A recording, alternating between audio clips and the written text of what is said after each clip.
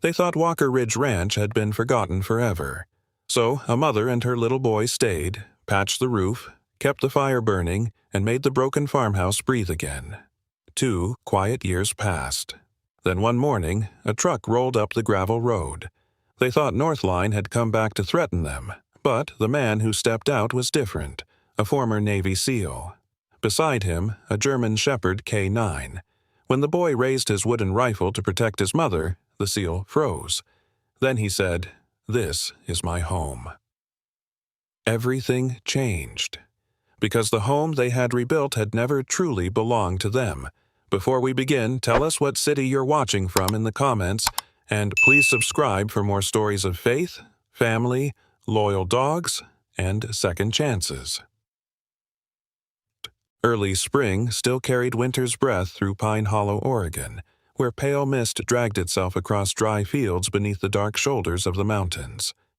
Ethan Walker drove the old black pickup slowly along the gravel road, his left hand steady on the wheel, his right resting near the folded notice inside his jacket pocket. He was 39 years old, tall and broad-shouldered, with the hard, athletic build of a man shaped by years of discipline and danger. His short, dark brown hair was neatly trimmed, his clean-shaven jaw was sharp and tense, and his pale blue eyes held the quiet alertness of someone who had learned long ago that peace could vanish without warning. Once, he had been a Navy SEAL. Once, men had followed him through darkness because he did not shake, did not panic, did not look away. But none of that had helped him return to Walker Ridge Ranch after his parents died 9 years ago in a winter accident on this very land. The final tax notice felt heavier than any weapon he had ever carried. 30 days. Pay what was owed, or the county would auction off the last piece of his family's name. Ethan had ignored the letters for years, the same way a wounded man ignores a pain he knows will break him if he touches it. He had slept in cheap motel rooms, taken private security contracts, fixed storm-damaged roads in towns that were not his, and told himself distance was survival. But the road had finally curved back toward home, as if the mountains themselves had grown tired of waiting. Beside him sat Rex, a 6-year-old German Shepherd K9 with thick black and tan fur, intelligent amber eyes, and a chest broad enough to fill half the passenger seat. Rex had come to Ethan after the military, not as a pet exactly, but as a quiet witness. The dog rarely barked, rarely demanded anything, and seemed to understand the language of silence better than most people. His pointed ears twitched as the truck climbed the last hill, and Ethan noticed immediately. Rex always sensed a change before the world admitted it. Ethan expected ruin.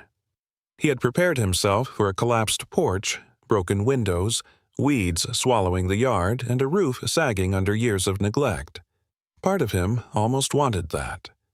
Ruin would have been easier. Ruin would have proved the past was gone and could not accuse him of leaving. But when the truck rolled to a stop before the front gate, Ethan stared through the windshield and felt something cold move through his chest. The fence had been patched. Not professionally, not beautifully, but with care. The chicken coop leaned to one side, yet its door had new hinges. A small garden sat under a stretched gray tarp, protected from frost. Firewood had been stacked near the porch in uneven but careful rows, and from the chimney of the old farmhouse, thin, gray smoke rose into the morning mist. Someone was living in his house. Ethan stepped out slowly, boots grinding against wet gravel. Rex jumped down beside him without a sound, his body calm but alert. The ranch did not look stolen. It looked awake. That unsettled Ethan more than destruction ever could have. His father's gate still creaked in the wind. His mother's kitchen window still faced the eastern field. And somewhere inside a fire was burning where only ghosts should have been. He moved toward the porch, every old instinct sharpening. His eyes swept the windows, the barn, the muddy tracks near the steps. Before he could knock, the front door opened. A woman stood there, one hand gripping the edge of the door as if it were the last solid thing in the world. She was about 32, slender but strong in the way of people who had carried too much for too long. Her chestnut brown hair was tied back in a loose, tired knot, with strands falling around a pale face marked by sleeplessness and stubborn will. Her hazel eyes were wary, but not weak. This was Hannah Miller, though Ethan did not know her name yet. To him, she was a stranger in his mother's doorway. To her, he was clearly another threat wearing a man's shape. "If you're from Northline," she said, her voice tight, "you can turn around." Ethan frowned. "Northline?" Before he could say more, small boots thundered across the floor behind her. A boy rushed into view and planted himself in front of his mother. He was 8 years old, thin, brown-haired, with a narrow face, freckled cheeks, and fierce green eyes much too serious for a child. In both hands he held a wooden rifle, crookedly carved, its barrel uneven, its stock wrapped with twine. Travis Miller lifted it toward Ethan with trembling determination. "Stay away from my mom!" the boy shouted. Ethan froze. Rex did not growl. The great German shepherd only looked at the child for a long moment, then slowly lowered himself onto the porch boards, front paws stretched out, head down, as if surrendering before a tiny soldier guarding a kingdom made of smoke, fear, and borrowed walls. The tension should have been dangerous. Somehow, it became heartbreaking. Ethan raised both hands, palms open. "Easy," he said quietly. "I'm not here to hurt anyone." His eyes moved from the wooden rifle to Hannah's pale face, then back to the boy who was trying so hard not to cry. "But this house belongs to me." Hannah's face went white. Travis did not lower the gun. For several seconds after Ethan said the house belonged to him, no one moved. The words seemed to hang in the doorway with the cold mist, heavier than the old porch beams above them. Hannah Miller's face had gone pale. Not the pale of guilt, but the drained color of a woman who had been running so long that the road had finally ended beneath her feet. Travis still stood in front of her with the wooden rifle raised, though the barrel trembled now, betraying the child beneath the brave little soldier. Rex remained low on the porch boards, calm and patient, his amber eyes fixed not on the weapon, but on the boy's shaking hands. Ethan could have stepped forward. He could have used the voice that once made grown men obey in darkness. Instead, he stayed where he was, hands still open, because some part of him understood that this was not a standoff with criminals. This was a child trying to hold back the whole cruel world with a crooked piece of wood. "Travis," Hannah whispered, placing one careful hand on her son's shoulder. "Lower it." The boy did not obey at first. His green eyes stayed locked on Ethan's face, searching for the trick, the threat, the sudden movement that would prove all men became dangerous eventually. Ethan saw that suspicion and felt it land somewhere old inside him. War had taught him how fear looked in strangers. Grief had taught him how it looked in mirrors.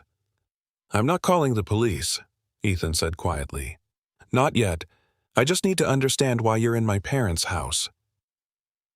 That last word changed something. Parents. Hannah blinked, and her grip on the door loosened. Travis looked up at her, uncertain for the first time. Then Rex rose slowly, crossed the distance with the solemn dignity of an old guardian, and sat near the boy's boots without touching him. Travis swallowed hard.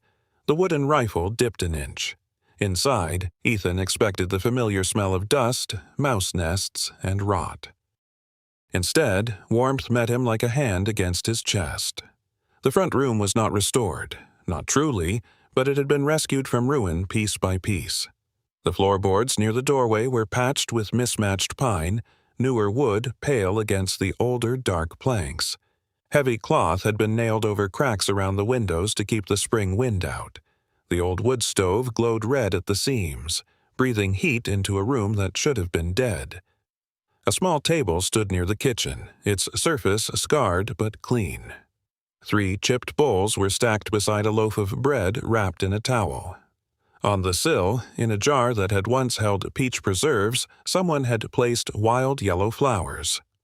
It was such a small thing, almost foolish in a house this worn, but it struck Ethan harder than broken glass would have. People did not put flowers in places they meant to steal. Above the fireplace sat a photograph he had not seen in 9 years.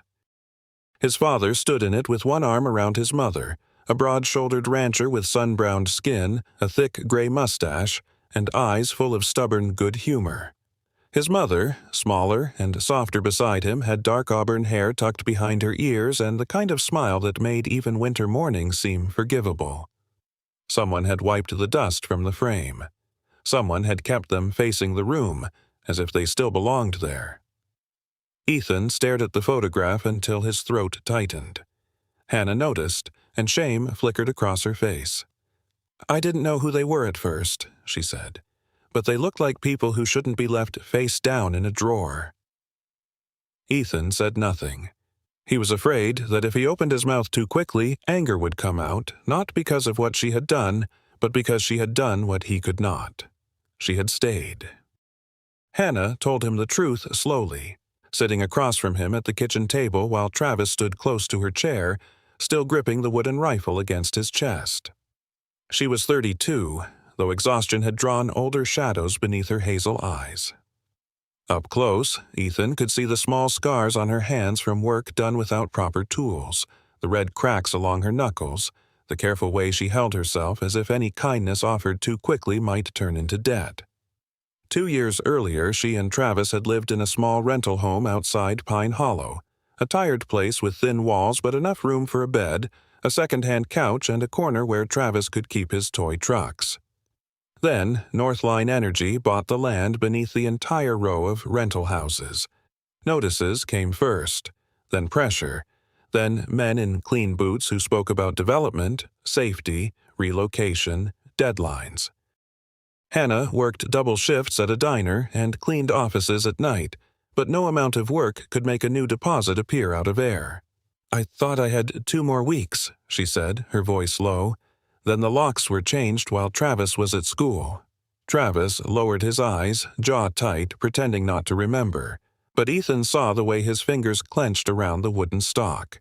That was the day, Ethan guessed, the boy began building himself into a guard dog. Hannah had packed what she could into an old station wagon and driven west through a storm, hoping to reach a cousin who never answered the phone.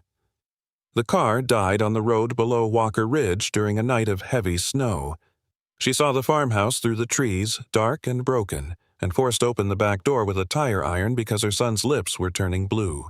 "I told myself one night," she said, "just one. I swear that's all it was." But the storm lasted 3 days. The car would not start. Her money was gone before the tow truck ever came. By the time the road cleared, Travis had a fever. The roof had begun leaking over the upstairs hall, and the house, abandoned as it was, had become the only thing standing between them and the cold. So Hannah did what desperate mothers have done since the beginning of the world. She made a shelter out of whatever would hold. One night became a week became a season. Then survival became routine. Hannah learned to patch roof seams with salvaged tin and tar she traded for cleaning work. She hauled water before the old pump was working again. She split kindling badly at first, then better. She planted potatoes and beans in a strip of stubborn soil behind the kitchen. She mended the chicken coop and bought 3 half-wild hens from a neighbor who asked no questions because small towns sometimes understand hunger better than law. Travis helped in every way a boy could. He gathered sticks, carried eggs with both hands as if they were holy relics, watched the road when strange engines approached, and stood on the porch with his wooden rifle whenever Hannah told him to stay inside. "I didn't tell him to do that," Hannah said quickly, glancing at Ethan with embarrassed pain. "The guarding. He started it himself." Travis lifted his chin. "Somebody has to." The sentence was small, almost ridiculous coming from a child with freckles and muddy boots, but it cut through the room like a blade. Ethan looked at the boy and saw not bravery exactly, but responsibility wearing a child's face. He knew what that did to a person. He knew what happened when someone carried weight before their bones had finished growing. Rex seemed to know it too.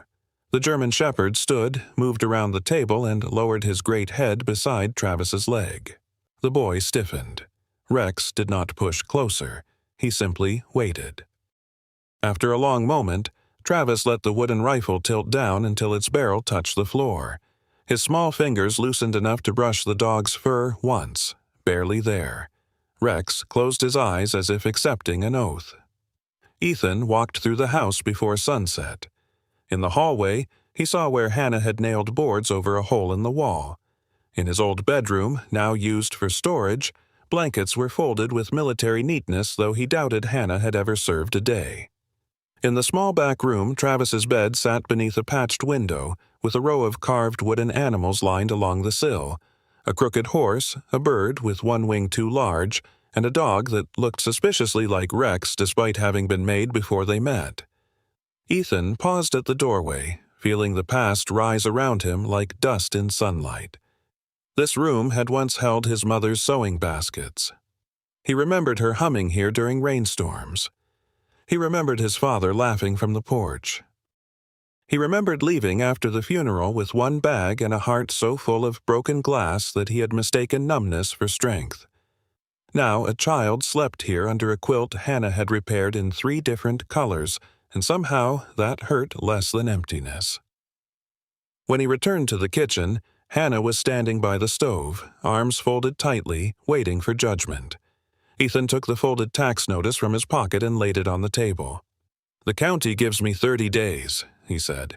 "After that, the land goes to auction."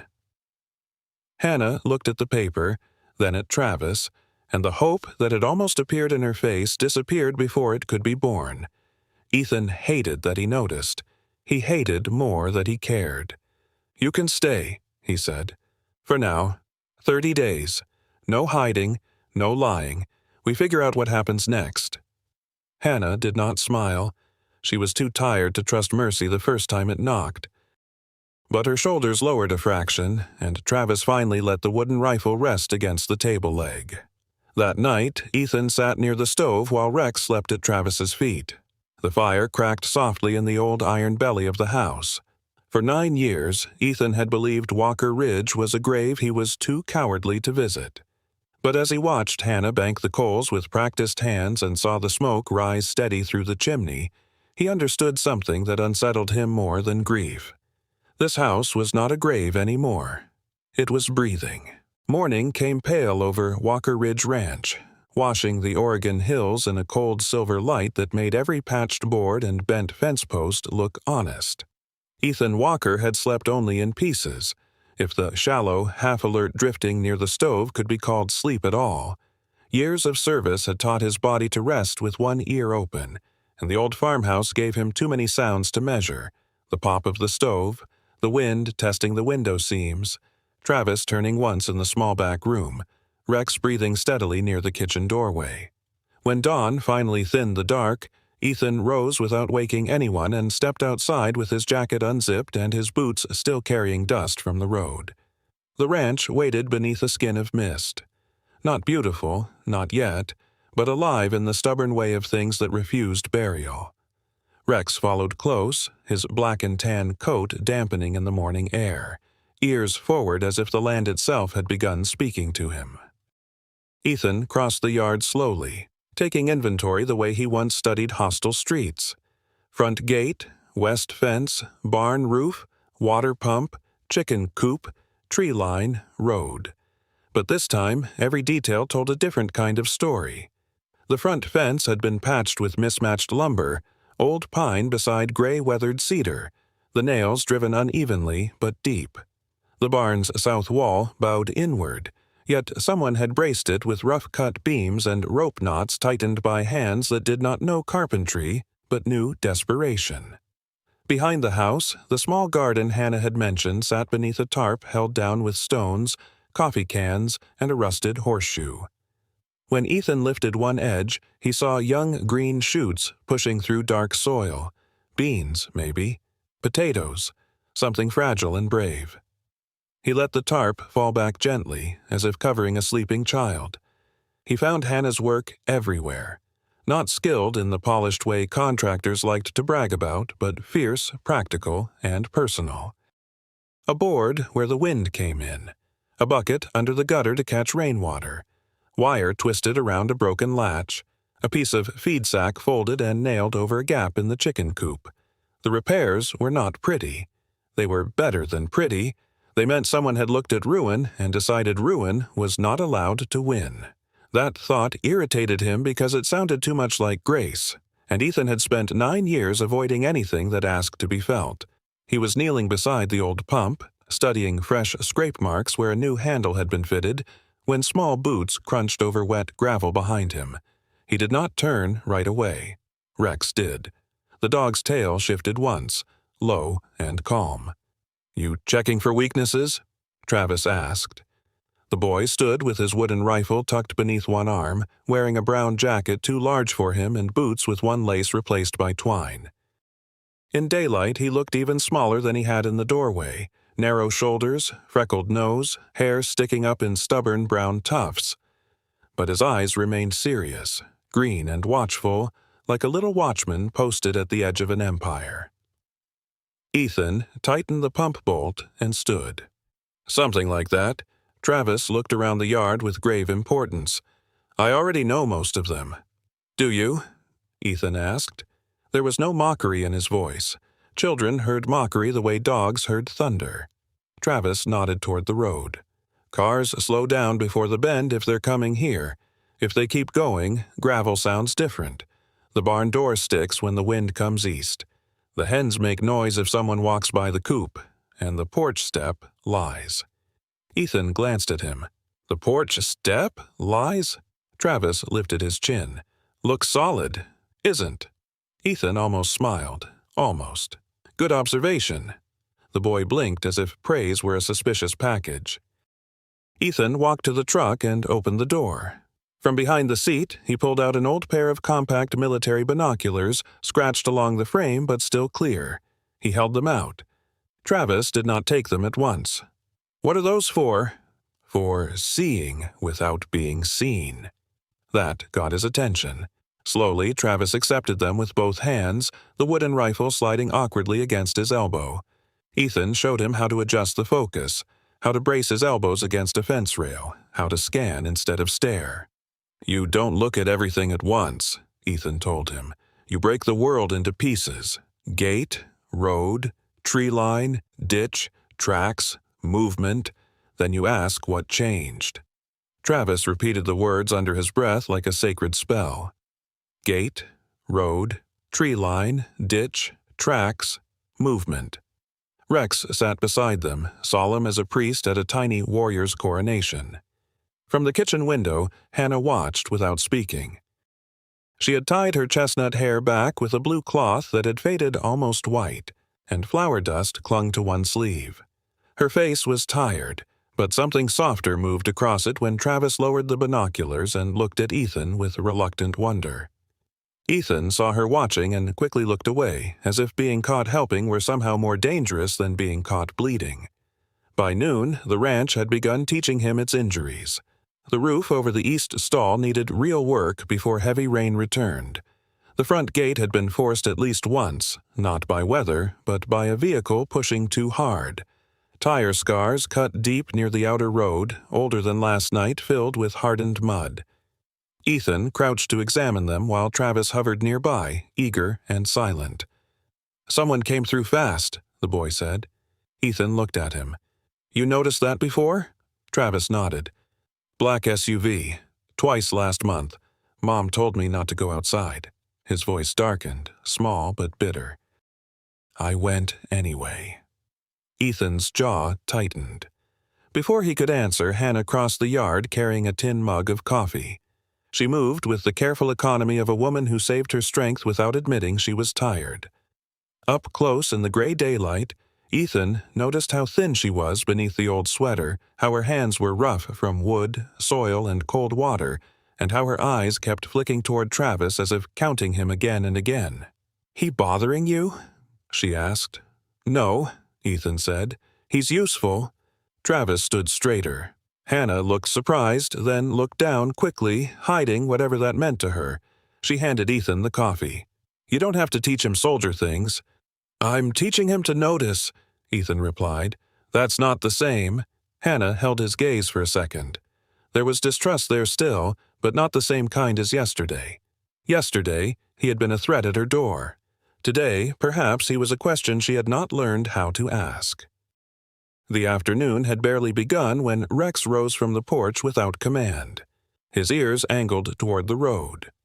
Ethan turned before the engine came fully into hearing. A black SUV appeared between the trees, moving slowly over the gravel as if the driver wanted the house to feel every foot of its approach. Hannah froze near the garden fence. Travis gripped the binoculars with one hand and the wooden rifle with the other. The vehicle stopped beside the yard, polished and clean in a place where clean things looked dishonest. The man who stepped out was in his mid-40s, tall and broad in an expensive charcoal coat, with dark blonde hair combed neatly back from a square forehead and silver beginning at his temples. His beard was trimmed close along a strong jaw, and his smile arrived before warmth did, practiced, smooth, and empty at the center.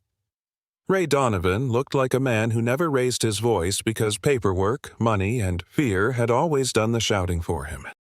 Ethan knew the type. He had seen them after hurricanes, after floods, after towns broke open and predators came wearing polished shoes. "Hannah," Ray said, as if greeting an old acquaintance instead of a woman whose shoulders had just hardened at the sight of him. "Still making this harder than it needs to be?"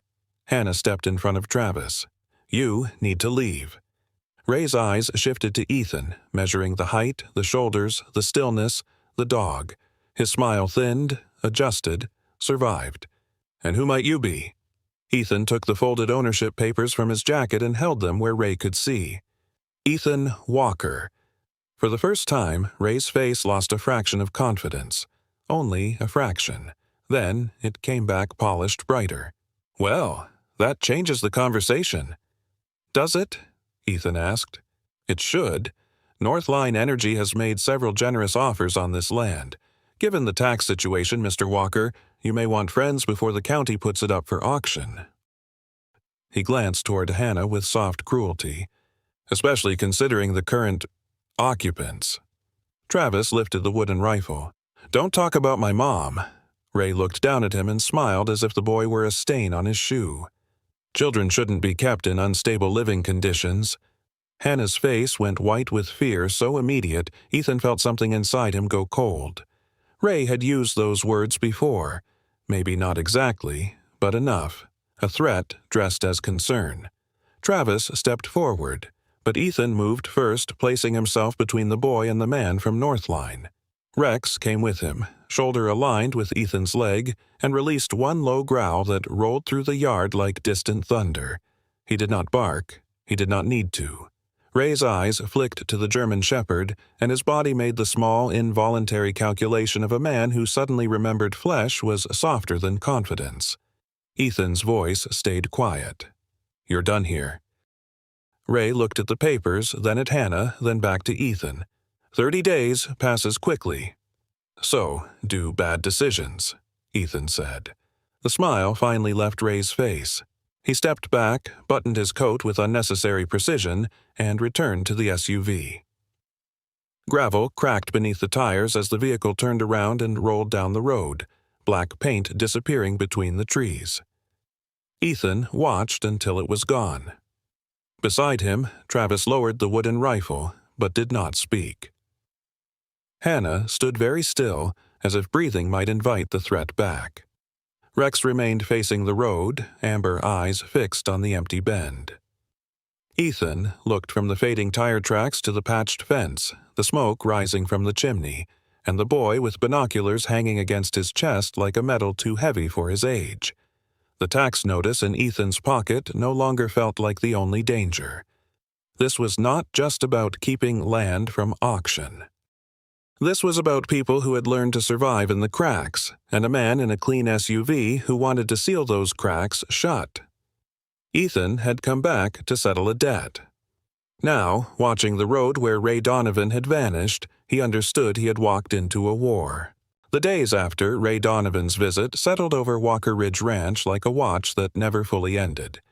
Ethan stayed, though he never said the word "stay" aloud, as if naming it might make the old house ask too much of him.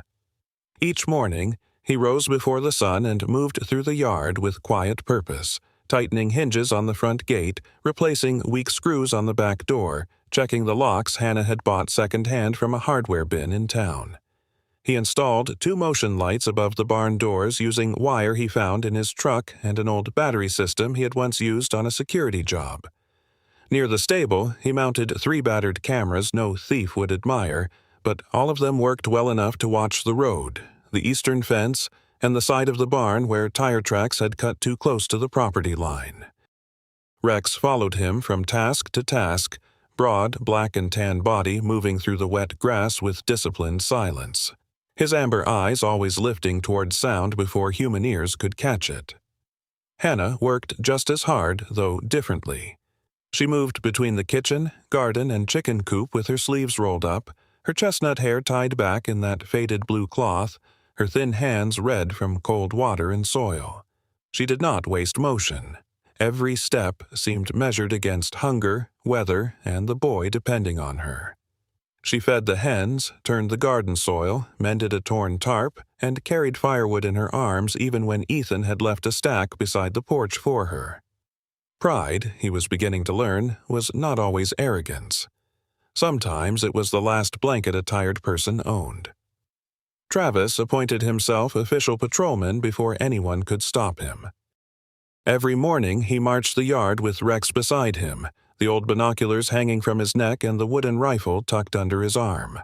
He checked the gate, the ditch, the barn wall, the road bend, and the chicken coop with such solemn intensity that Ethan had to turn away more than once to hide the almost smile trying to escape him. "Report," Ethan would say, and Travis would stand straighter. No enemy vehicles. 1 raccoon near the feed shed. 2 hens escaped but surrendered. Rex, who had done most of the actual locating, would sit calmly beside him like a decorated officer, too humble for applause. It should have been ridiculous. Somehow, it became one of the few parts of Ethan's day that did not hurt. A strange rhythm grew in the house, quiet as grass pushing through thawed earth. Hannah began leaving coffee for Ethan on the porch rail whenever he worked outside in the cold. She never handed it to him directly, never made a ceremony of kindness. The first time he found the mug, steam curling into the morning air, he stared at it as if it were a trap. The second time, he drank it. By the fourth, he found himself looking for it before he checked the fence. In return, he repaired the warped door to Travis's room, shaving the swollen edge until it closed properly and tacking felt along the frame so the night wind could no longer slide through like a ghost. Hannah noticed but did not thank him in front of Travis. Later, when Ethan came in after dark, he found an extra biscuit wrapped in cloth beside his plate. That was how they spoke, these 2 wounded adults. Through hinges, coffee, repaired doors, and food left warm without explanation. Rex chose his own post at night outside Travis's bedroom. The first evening the dog settled there, Travis opened the door a crack and whispered, "You don't have to guard me." Rex only sighed and rested his chin on his paws. Travis left the door open after that. On the 5th day, Ethan drove into Pine Hollow to look through land records. The town sat in a shallow valley below the ranch, built around 2 blocks of brick storefronts, a diner with fogged windows, a feed store, a church with a leaning steeple, and a county office that smelled of paper, dust, and burnt coffee. Pine Hollow looked harmless at first glance, but Ethan had seen enough towns to know fear could live under fresh paint as easily as rot lived under floorboards. In the records office, he found old sale agreements connected to Northline Energy, several of them involving families who had lost small properties after sudden fees, confusing amendments, or tax liens that seemed to appear at convenient times. The signatures were legal, maybe, but the pattern was too neat. People with little money, elderly owners, renters without lawyers, widows, single parents. Ray Donovan was not hunting land. He was hunting weakness. At the sheriff's substation, Ethan met Deputy Mark Collins, a man in his early 40s with a lean frame, close-cropped sandy hair, and a tired face that looked carved by too many late nights and not enough victories. His jaw was narrow, his nose slightly crooked from an old high school rodeo injury, and his gray-green eyes held the wary patience of a man who had learned that justice in small towns often arrived limping, if it arrived at all. Mark had grown up outside Pine Hollow on a sheep ranch his father lost to medical debt, and that history seemed to sit quietly beneath his uniform. He listened while Ethan laid out what he had found, then leaned back in his chair without pretending surprise. "You're not the first to bring me Northline trouble," Mark said. His voice was low, roughened by coffee and long shifts, "but you might be the first with enough discipline to keep records before throwing a punch." Ethan glanced at him. "That a warning?" "That's hope," Mark replied. He agreed to pull older complaints, review foreclosure filings, and quietly check whether Northline had used child welfare threats against other families. "Don't confront Donovan alone if you can help it," Mark added. Ethan's face did not change. Mark sighed. "Right. Former SEAL, let me rephrase. Don't make my paperwork worse." For the first time all day, Ethan nearly laughed. By the time he drove back toward Walker Ridge, cold rain had begun to fall, tapping against the windshield and turning the gravel road dark. The house appeared through the trees with its porch light burning, small and yellow against the wet evening. For one brief second, Ethan understood why sailors once followed distant lamps home. Then he saw Travis. The boy sat on the front step under the narrow shelter of the porch roof, wrapped in his oversized jacket, wooden rifle across his knees, binoculars crooked against his chest. His head dipped forward, jerked up, dipped again. He was half asleep and fighting it like sleep was an enemy force. Rex sat beside him, soaked along the shoulders but unwilling to abandon his post. Ethan cut the engine and stepped out quietly. "Patrolman," he said. Travis startled, then tried to look awake. "I was watching the road." "I can see that." Ethan climbed the porch steps and sat beside him, rain ticking along the roof edge. He did not tell the boy to go inside. He had learned already that Travis resisted orders but listened to respect. "Good soldiers sleep when they can," Ethan said. "Tomorrow has its own trouble." Travis rubbed one eye with his sleeve. "I'm not tired." His yawn betrayed him so badly, even Rex turned his head. Ethan looked out over the dark yard, the new motion light glowing faintly near the barn. "Best men I knew learned to rest before they broke." Travis was quiet for a while.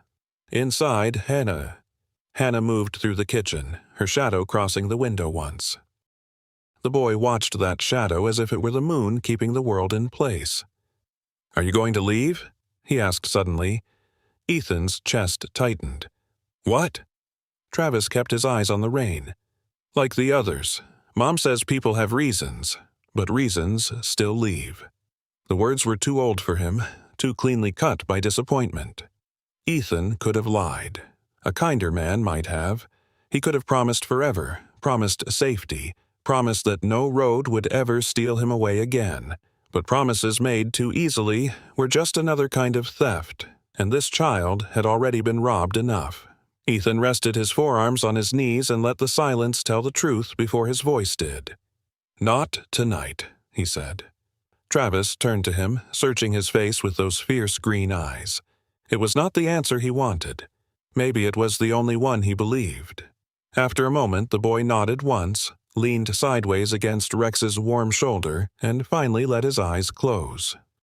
Ethan sat beside them in the rain-dark porch light, guarding the small guard who had guarded too much, while the old farmhouse breathed behind them. Ray Donovan did not return the next morning, and somehow that made Walker Ridge Ranch feel less safe, not more. Open threats had shape. Silence had teeth. Ethan knew the difference. Men like Ray rarely struck while anger still showed on their faces. They waited until the house tried to breathe again, then pressed a thumb over its mouth. The first sign came 2 mornings later, when Hannah turned the kitchen faucet and only a hollow cough rattled through the pipe. Ethan found the break behind the pump shed, where the water line had been cut clean through with a tool too sharp and deliberate for weather. Mud had been kicked over the marks, but not well enough. Travis stood beside him with the binoculars against his chest, his freckled face pale with fury. "Can we fix it?" he asked. Ethan looked at the boy's clenched jaw and answered carefully. "We can." He did not say what he was really thinking. Someone had walked close enough to the house while they slept. Hannah said little while carrying buckets from the rain barrel, but Ethan saw the fear return to her body like an old bruise darkening under skin. The next day, the chicken coop door was found hanging from one hinge, the latch twisted open, 3 hens scattered into the weeds, and one frightened bird hiding beneath the porch. Travis blamed himself because he had not heard it happen. Rex found the hens before noon, calm and patient, herding them back with the wounded dignity of a general forced to manage foolish civilians. Travis almost laughed, but the sound died quickly when Hannah discovered a notice nailed to the front gate that afternoon. The paper was inside a plastic sleeve, stamped with words about unsafe habitation, minor child welfare concerns, illegal occupancy, and pending inspection. Hannah read only half of it before her hands began shaking. Ethan took the notice from her gently, but the damage had already been done. Ray did not need to stand in the yard anymore. He had learned how to stand inside her fear. That evening, Hannah scrubbed the same clean pan for nearly 5 minutes, her shoulders tight, her face turned away from the room. Travis sat at the table pretending to carve a new wooden handle for his rifle, though the knife in his hand barely moved. Rex lay beneath the window, not sleeping. Ethan watched all of them and felt the old cold part of himself trying to rise, the part trained to solve threats by removing them. But Ray wanted that. Ray wanted anger, wanted one violent mistake from the former SEAL who had come home with a war dog and no patience for polished cruelty. So Ethan did what discipline required. He photographed the cut pipe, saved the notice, checked the cameras, wrote down times, tire marks, weather, angles. Evidence was slower than rage, but it reached farther. Still, by the 3rd day, Hannah had begun folding things when she thought no one saw. A sweater, Travis's extra socks, a small photograph tucked into a flour tin. Nothing obvious enough to call packing, just enough to prove her mind had started looking for exits. Ethan said nothing yet. Some animals ran if you moved too fast toward their wounds. Some people did too. The storm arrived after sunset, rolling down from the dark Oregon hills with hard rain and a wind that bent the firs behind the barn. The old farmhouse shuddered under it, but held. Ethan was at the kitchen table reviewing copies of county records beneath a yellow lamp while Hannah mended a tear in Travis's jacket near the stove. Travis had fallen asleep in the chair with his wooden rifle across his lap, one hand still resting on it like a knight guarding a castle in his dreams. For a little while the room almost seemed peaceful.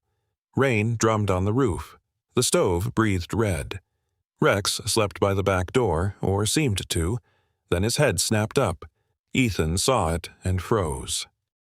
Rex stood so suddenly the chair legs scraped under Hannah's startled hand.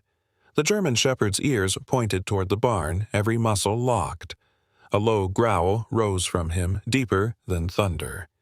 Ethan smelled it a second later. Gasoline. He was moving before Hannah could ask. "Stay inside." He grabbed his coat and flashlight, but Rex was already through the back door, plunging into the rain. The night struck Ethan full in the face, cold water running down his neck, wind tearing at the beam of his flashlight. Then he saw the glow. Not lightning. Fire. Orange tongues climbed the outer wall of the hay shed beside the barn, bright and wrong against the black rain. Flames crawled along the wood in a line too straight to be accident, fed by fuel poured where water could not kill it quickly enough. "Hannah!" Ethan shouted. The back door slammed behind him. She appeared on the porch, barefoot inside old boots, hair coming loose around her white face.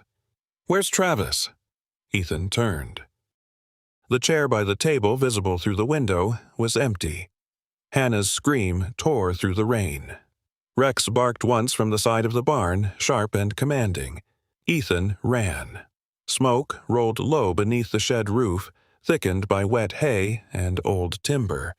The side door was jammed by a fallen stack of boards, and Ethan threw his shoulder into it until the wood split enough for him to force his way through. Heat slapped his face.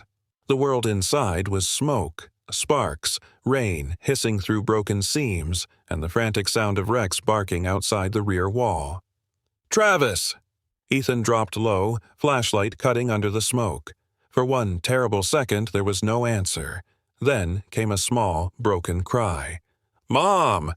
The boy was trapped near the back corner behind collapsed planks, his jacket streaked with soot, his wooden rifle still clutched in one hand as if courage could be held even when fear finally conquered it. His green eyes were wide and wet. No little soldier stood there now, only a child. "I thought Rex was in here," Travis sobbed. "I thought he was hurt." Ethan shoved burning debris aside with his gloved hands, pain flashing through his palms as heat found seams in the leather. Above them, a support beam cracked. The sound was final, like an old giant deciding to fall. "Look at me," Ethan ordered, not harshly, but with the voice that had once carried men through smoke and gunfire. "You come when I pull. Drop the rifle." Travis shook his head, panic sealing him around the little weapon. Ethan's chest tightened. "Travis, your job is to get back to your mother. That's the mission." The boy's face changed. Just enough. The rifle slipped from his fingers. Ethan pulled him through the gap as the beam gave way behind them, slamming into the place where Travis had been seconds before. Outside, Hannah caught her son with a sound that was not quite a sob and not quite a prayer. She fell to her knees in the mud, holding him so tightly he gasped, then held her just as hard. Rain soaked them both. Ethan stumbled out after them, coughing smoke, his coat burned along one sleeve. Rex planted himself between the three of them and the eastern fence, teeth bared now, every line of his body pointing toward the road. Ethan followed the dog's stare in time to see dark taillights vanish beyond the lower bend. A pickup, not Ray's SUV, fast. No headlights until it reached the trees. Whoever drove it knew the road. By the time the fire was beaten down with rainwater, dirt, and the old emergency pump, half the hay shed was blackened and the barn wall scarred deep. Hannah would not let go of Travis. The boy had stopped crying but kept his face buried against her shoulder, his brave wooden rifle left somewhere in the smoke. Ethan went to the camera box mounted under the barn eave with hands that shook only after the danger had passed. The footage was grainy, rain-streaked, almost useless. Almost. A dark pickup stopped near the hay shed. A figure moved fast along the wall. A pale splash from a fuel can. Then, for 3 seconds when lightning cracked across the yard, the rear plate flashed clear enough to read. Ethan wrote it down once, then again. Hannah looked at him from the porch. Travis wrapped in a blanket against her chest, Rex standing guard at their feet like some ancient beast at the gate of a ruined temple. Ethan did not speak for a long moment. Before tonight, he had thought Ray Donovan was after land, money, leverage. Now he understood the truth with a calm so cold it frightened even him. Ray, or whoever served him, had set fire to a place where a child could run, breathe, burn, die. That was not business. That was war, and Ethan Walker had just found the line no man was allowed to cross. By morning, the rain had stopped, but Walker Ridge Ranch looked as though the night had clawed at it with blackened fingers. Smoke still clung to the barn wall. The hay shed stood half-burned, its roof sagging inward, its beams charred into crooked bones. Ethan Walker loaded the camera drive, the copied license plate number, photographs of the cut water line, the broken chicken coop latch, and the child welfare notice into a folder before the sun had fully cleared the hills. He moved with cold control, the kind that frightened Hannah more than anger would have, because she could see the war inside him being locked behind discipline. Travis sat at the kitchen table wrapped in a blanket, his soot-smudged face pale, both hands around a mug of milk Hannah had warmed twice because he kept forgetting to drink it. His wooden rifle lay beside him, scorched along one side after Ethan had gone back into the ruined shed at dawn and found it beneath a fallen plank. The toy looked smaller now, less like a weapon and more like what it had always been, a child's prayer carved into the shape of courage. Rex stayed close to Travis's chair, the German shepherd's thick black and tan fur still smelling faintly of rain and smoke, his amber eyes following Ethan with the grave attention of a guardian who knew the night had changed the rules. Hannah did not ask Ethan where he was going. She knew. Still, when he reached the door, she said his name softly, as if calling him back from a cliff. Ethan looked over his shoulder. Hannah stood near the stove in an old gray sweater, her chestnut hair loose around her tired face, one hand pressed against the table to keep herself steady. "Don't do anything that gets you hurt," she said. Ethan glanced at Travis, then at the burned sleeve of his own coat. "That already happened," he answered, not cruelly, only truthfully, and left before the ache in her eyes could make him say more. At the Pine Hollow Sheriff's substation, Deputy Mark Collins watched the footage 3 times without speaking. The deputy looked older in the morning light, his sandy hair flattened from a sleepless night, gray-green eyes narrowed beneath heavy lids. He had the thin, tense build of a man who survived on bad coffee and unfinished fights, but when the license plate appeared in the lightning flash, something hard settled into his face. "That truck is registered to a Northline subcontractor," Mark said at last, writing the number down. "Name's Dale Mercer. Mid-50s, heavy-set, bald, on top, gray beard, used to run fencing crews before Donovan put him on security work. Mean when paid, cowardly when cornered." Ethan said nothing, but his jaw shifted. Mark noticed. "No." Ethan looked at him. "I didn't say anything." "You didn't have to. I've seen that look on men before they make my job harder." Mark gathered the papers, photographs, and notice into an evidence envelope. "This starts officially today. Arson, intimidation, possible fraud if I can tie the land files together. But you need to keep your people close and your hands clean. Your people." The phrase struck Ethan in a place he had not armored. He almost corrected it. He did not. By the time he returned to Walker Ridge, the sun had gone thin behind gray clouds. Hannah was outside near the burned shed, staring at the blackened wall with Travis tucked against her side. Ethan saw the guilt on her before she spoke. It sat in the slope of her shoulders, in the way her hand kept touching Travis's hair as if making sure the fire had not taken him after all. "It's official," Ethan said. "Mark is opening the investigation." Hannah nodded, but relief did not come. Fear did. Worse than fear, maybe. Responsibility. That evening, Ethan worked on the barn door under a hanging work light, replacing the warped boards damaged by heat. Each strike of the hammer echoed through the yard like a stubborn heartbeat. He expected Hannah to bring Travis out to say goodnight. She did not. When Rex suddenly lifted his head and moved toward the house, Ethan followed. The back hallway was dim.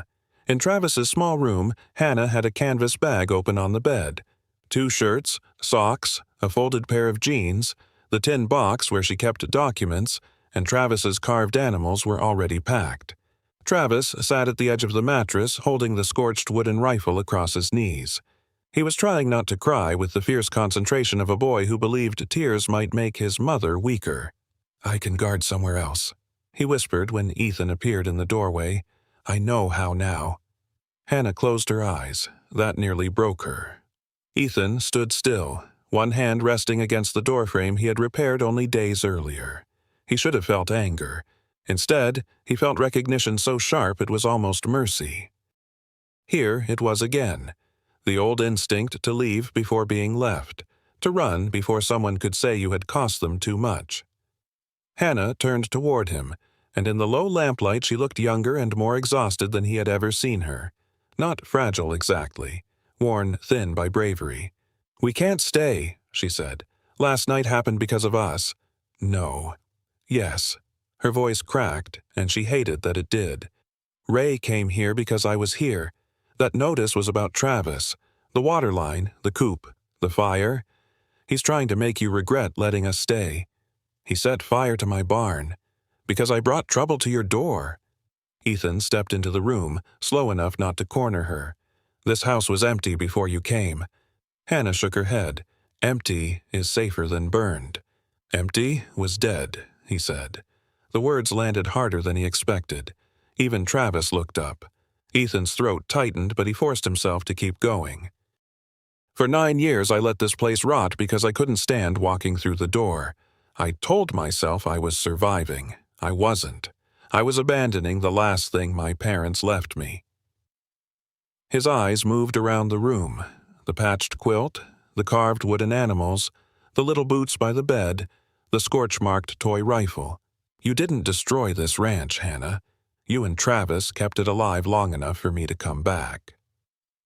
Hannah's face folded, not dramatically, not like a woman in a story who wished to be seen crying, but like someone who had held a wall up with both hands for years and finally felt one brick slide free.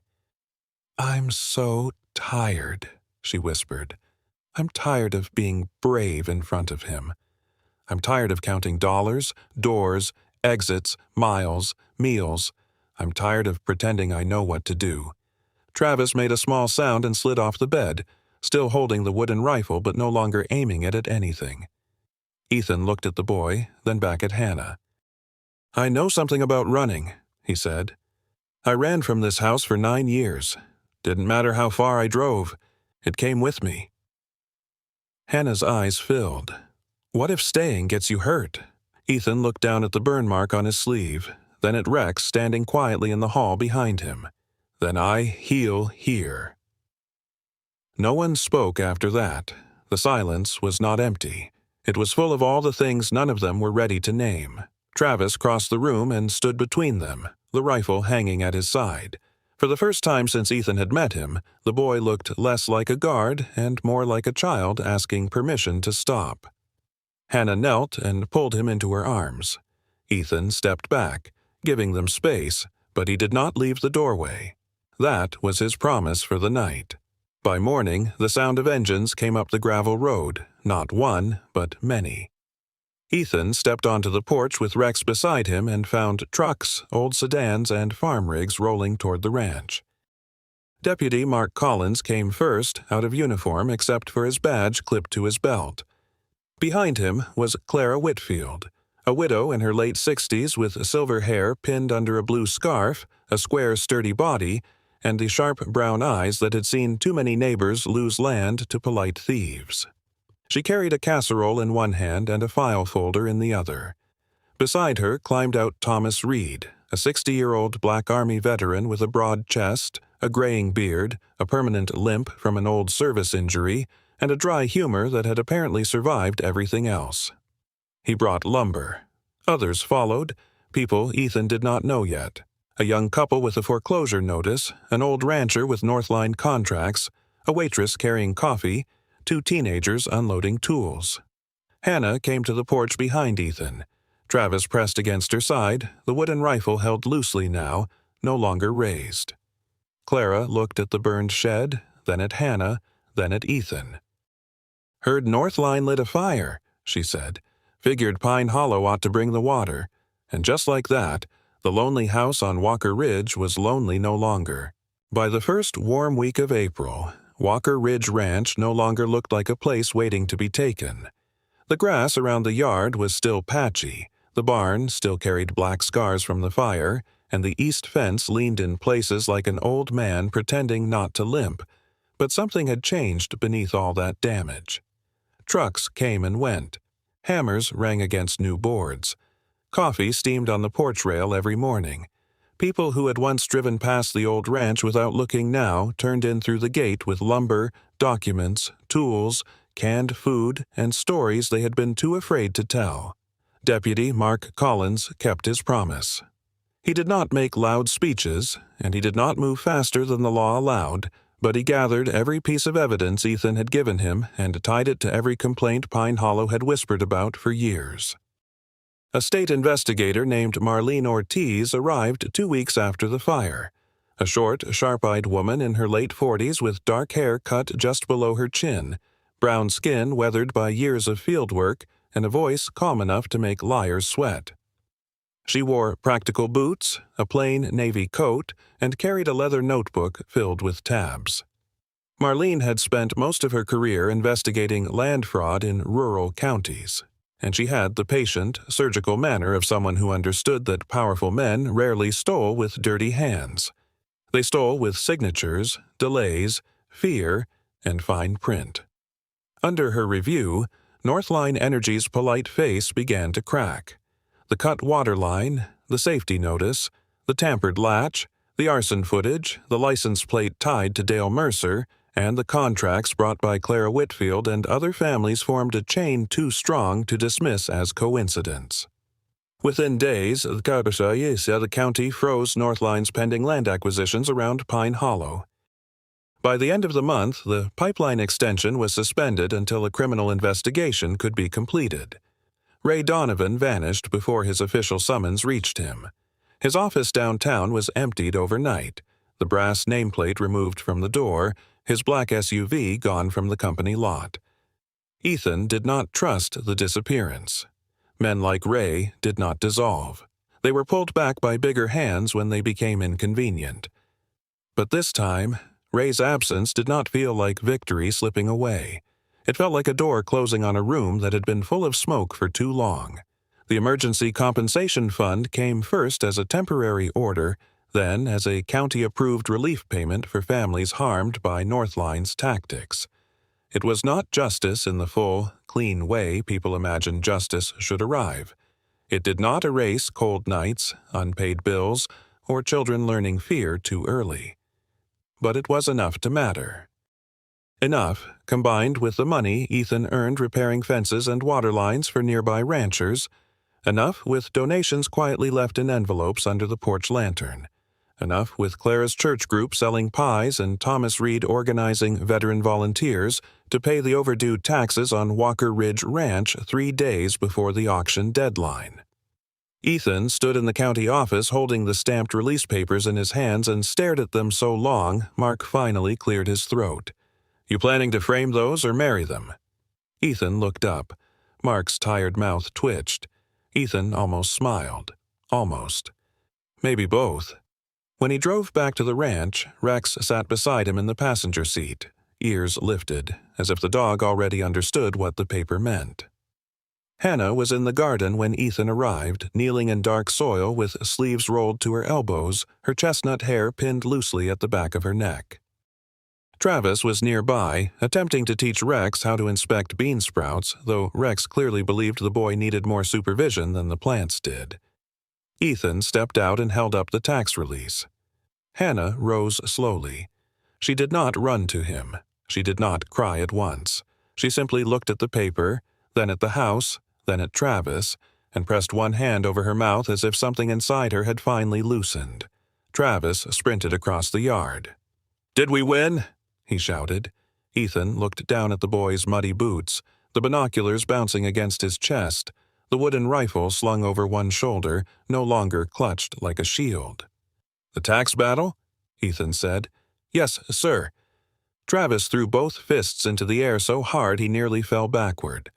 Rex barked once, a rare, deep sound that made everyone turn and laugh.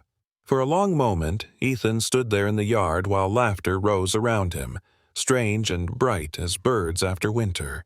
He had come home to end something. Instead, life had placed a shovel in his hands and told him to build. Selling the ranch no longer made sense, not because the land was worth more now, but because it had become impossible to measure its worth in money. Hannah had brought fire back to the kitchen. Travis had brought watchfulness, courage, and the ridiculous dignity of a child who saluted chickens. Rex had chosen the porch, the boy, the mother, the gate, and the people of Pine Hollow, wounded in their own quiet ways, had begun arriving not as guests, but as roots. So Ethan made the decision without ceremony. The west wing of the barn, once used for storage and now half empty after repairs, would become temporary rooms for families who had nowhere safe to go. The old tack room would be cleaned and turned into a small office for paperwork and help with legal forms. The kitchen would stay open for anyone who needed a meal, and no questions for at least the first cup of coffee. Veterans passing through could sleep in the bunk room. Single mothers could stay long enough to breathe. Children could learn that not every door closed in their faces. Hannah took charge of the kitchen and garden because no one else understood better how to stretch little things until they became enough. She moved through the plans with quiet confidence, drawing shelves on scrap paper, deciding where canned goods should go, where blankets should be stored, where children could sit near the stove without being underfoot. Travis declared himself honorary patrol captain of Walker Ridge, with Rex as senior officer. Everyone agreed, mostly because no one wanted to argue with a boy holding a clipboard upside down.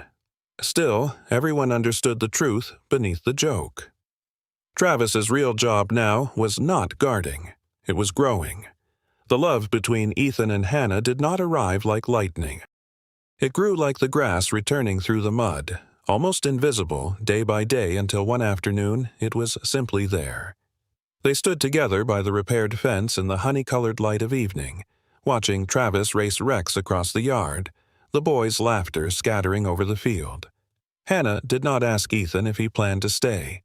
Maybe she was afraid of the answer. Maybe she already knew. Ethan rested one hand on the old gate his father had built and said, "I think this place chose us before we knew how to choose it." Hannah looked at him then, her eyes shining, not with fear this time, but with something gentler and more dangerous. Hope. A week later, Thomas Reed and Clara Whitfield helped mount the new wooden sign above the barn entrance. Ethan had carved the letters himself, though Travis insisted on sanding the edges and Hannah painted the final coat. The sign read, "Walker Ridge House, a place for one more chance." When it was lifted into place, the yard went quiet. Not church quiet, not funeral quiet, but the kind of silence people make when they are trying not to break something holy with ordinary words. Travis stared at the sign longer than anyone. Then he turned without speaking and walked into the house. Hannah started after him, but Ethan touched her arm gently. "Let him." A few minutes later, Travis returned carrying the wooden rifle. It was still scorched along one side from the fire, its barrel crooked, its twine grip darkened by smoke and small hands. The boy stepped to the wall beside the front door, the same place where he had once stood guard against the world, and hung the rifle on 2 nails Ethan had placed there that morning without telling him why. Travis stepped back. His chin trembled, but he did not cry. "I don't need to carry it all the time," he said. Hannah broke then, quietly, one hand covering her mouth as tears slid down her face. Ethan stood beside her, close enough that their shoulders touched. Rex lay at their feet in the warm dust, calm as an old guardian whose watch had finally changed. Walker Ridge Ranch had not merely survived Northline, fire, debt, or grief. It had become something larger than a family home and gentler than a fortress. A soldier had found his way back. A mother had found safety without surrendering her strength. And a boy who had spent too long pretending to be brave was finally allowed to run into the yard, empty-handed, and be a child. Sometimes miracles do not come loudly. Sometimes God sends them through a warm light in an old house, a loyal dog at the door, a tired mother who keeps going, a brave child who still believes he can protect love, and a broken soldier who finally learns how to come home. Walker Ridge Ranch reminds us that even after loss, fear, and fire, grace can still rebuild what life tried to destroy. In our everyday lives, many people are fighting silent battles: loneliness, grief, illness, worry, or the fear of losing what they love. But one act of kindness, one open door, or one person choosing to stay can become someone's miracle. If this story touched your heart, please share where you are watching from and leave a comment about a time someone gave you hope. And if you enjoy stories about faith, family, loyal dogs, and second chances, please like, share, and subscribe. May God bless you, protect your family, and bring peace to your home tonight.